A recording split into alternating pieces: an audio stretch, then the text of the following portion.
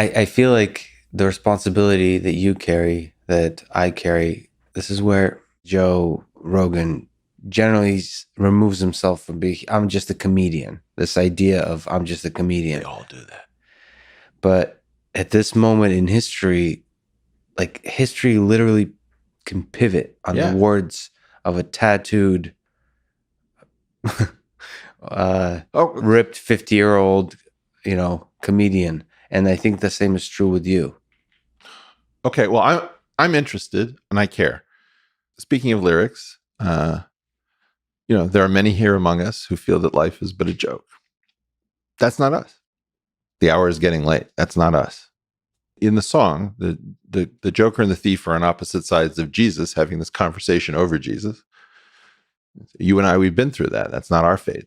That's somebody else's fate to throw spitballs at the internet. That's not your fate. You're an earnest guy. You're filled with love. You're getting the most amazing podcast guests. You're But you can win over this the internet. This is the point I'm trying to make. That you're saying I'm just a grandpa. I don't get the internet. No, I'm telling you, you're going to get bigger, and then you're going to get cut down. You're going to keep ascending for a while, Lex. And then you're saying naturally there's. I'm telling you, I watched the same process. People get up to a certain level, and one of the things that's going on, in my opinion, with Joe Rogan, is that when Joe Rogan starts to talk about his misgivings about Joe Biden, in a way that you find at any bar in America, about cognitive decline in a 77-year-old who's about to be 78, I believe in November. We have never had anything remotely as insane as a 78-year-old person slated to win the White House.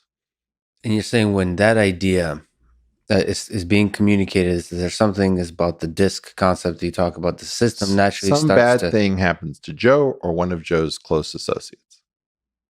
The ability to destroy people who become inconvenient has been documented. This is what we have done in the past. Whether we are doing it now, we don't know, because we are not doing this church committee 2. In order to know whether or not you are currently destroying American citizens, as we did in the past, and as we have documented, and as we found out in 1976, the federal government destroyed Americans who had political beliefs that the government didn't want to continue. And I don't know whether you are grasping that. One interpretation of why Jon Stewart and why Joe Rogan and why Bill Maher and all these people to some extent hide behind, it's a joke. Yeah. It's because they're trying to find a protected class. Is there some place I can stand and speak the truth which does not result in my being garbage collected? Interesting. I guess you're right. My intuition is you can stand as you gain more power. You can stand. There's a fight over Joe Rogan right now. I mean, I've talked about it for a few years now. People did not understand how big that program was. People didn't understand long-form podcasting. I was derided by people who I think of as being very shrewd for believing in these podcasts as a major force. And most of the people who derided me have said, wow, did I not get things? It's like if you started to propose, you wanted to do The Sopranos in the era of 30-minute sitcoms.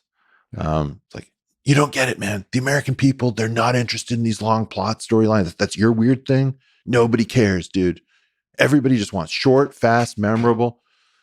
And like, okay, so if you do that, you totally miss the opportunity. And, the savvy people used to say, kid, let me tell you, nobody ever lost a dime underestimating the intelligence of the American people. Well, that was totally wrong because they didn't calculate opportunity costs. I have been talking about the problem of Joe for a long time. The problem is that when the system wakes up, they're going to want to control it. And they come up with new different mechanisms of doing that. I guess one interesting one is cancel culture. Well, look at the number of people around Joe who they've come after since they've realized that Joe is really big. Joey Diaz, Brian Callen, Chris D'Elia. Now, I'm not saying that those are all related, but I do notice that there are at least correlations between when Joe says something and when something bad happens in Joe's universe. It's easier for me to believe that that's happening when it's happening around Joe himself. Yeah. But I'm worried about my friend. Yeah. And I don't necessarily want to push him towards being more if he doesn't want it, because I don't want to conscript people. He's got a great life. He's got a great situation. He's done a huge service. Thank God. Do you know? Yeah. Like, yeah. How much do I owe Joe just for what he's done for you, to say nothing of what he's done for me or for Brett or for Sam or any of these people? And, I'd like to think that we all try to give back, but I'm worried about Joe. He's not worried.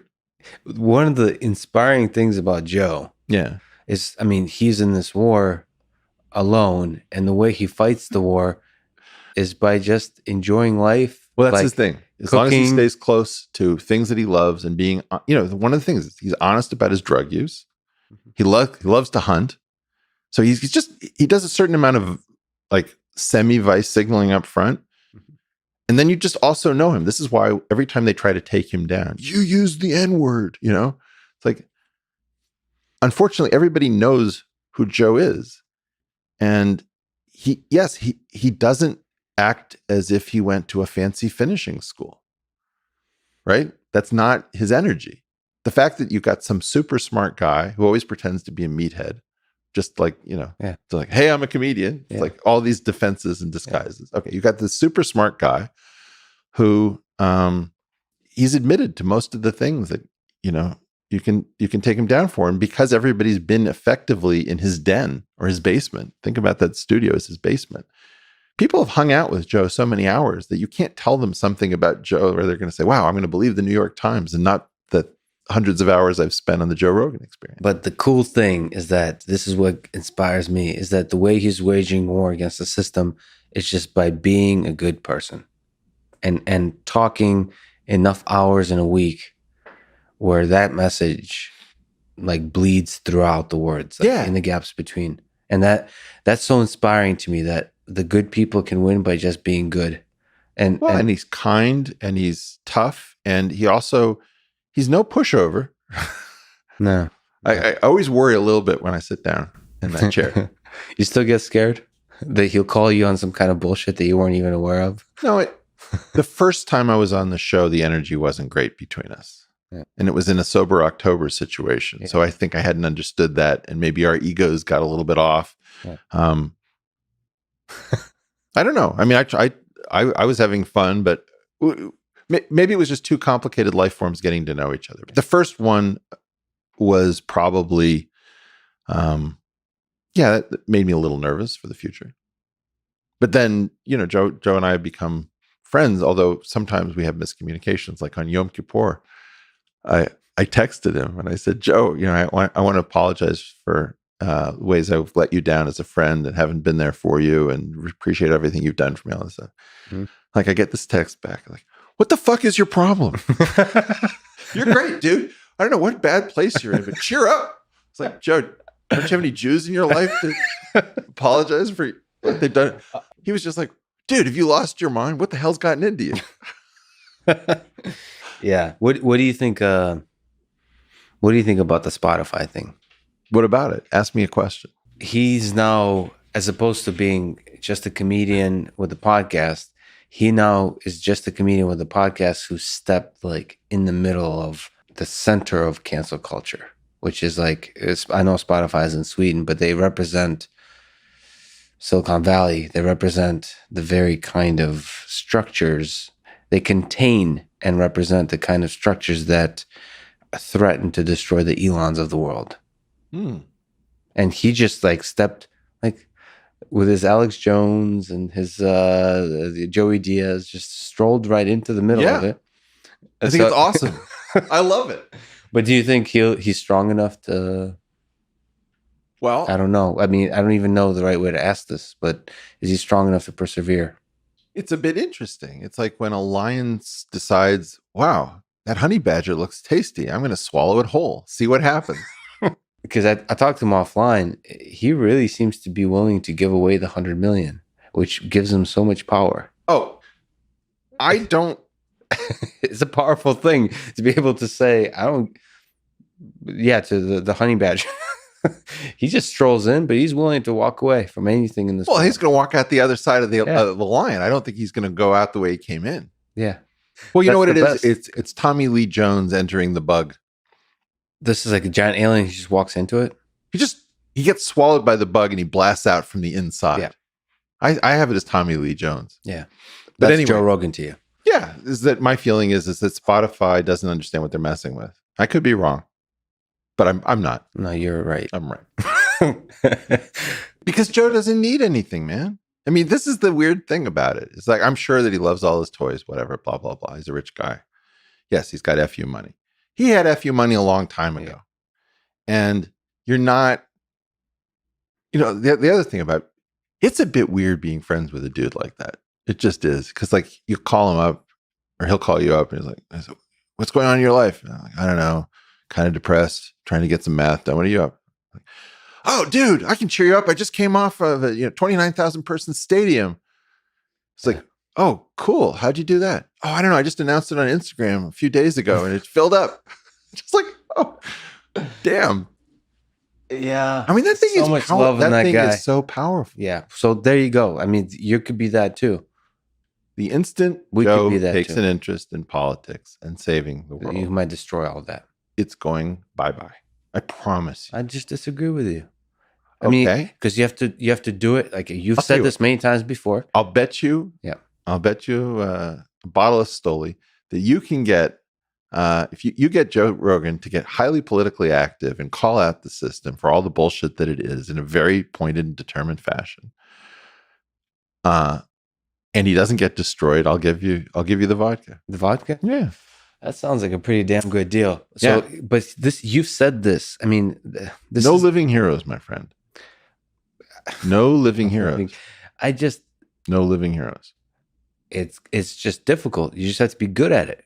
I mean, if you just say generic political things, no, you're going to be taken down. But the more heroic you are, with it, the more beautiful you are, the more you will be made to suffer. And if they cannot get you on reputation, if Jesus himself came down, I don't know if I ever read. I probably have never read to you the hit piece I did on Jesus. You don't know about this? No, I did not know. I did hit pieces on all of the best people in the world. Wow. So whoever it was who cured cancer, or, discovered new particles or whatever it is, I did a hit piece against them to prove that I can do it to anybody around anything at any time. Except Eddie Van Halen, as we were talking about. Well, Eddie Van Halen is now dead. But if this was a situation, Hot for Teacher, canceled. Disrespectful. Absolutely. Also, packaging female objectification for young men. Clearly, Eddie Van Halen is one of the worst people alive. But the skill, the incredible inspiration that is just radiating from his music inspires so many millions that they will fight those canceled pieces. They will fight those. So this is your thing. Yeah. You have this idea that there's a war between good and evil, and the good has already been designated the winner. And it's not true. But your belief in that it's true. Fake it till you make it, no? I mean, it's motivating both of us. Like, I also believe that we're going to win, because if I don't, then I can't get out of bed. And it's pretty heavy at the moment.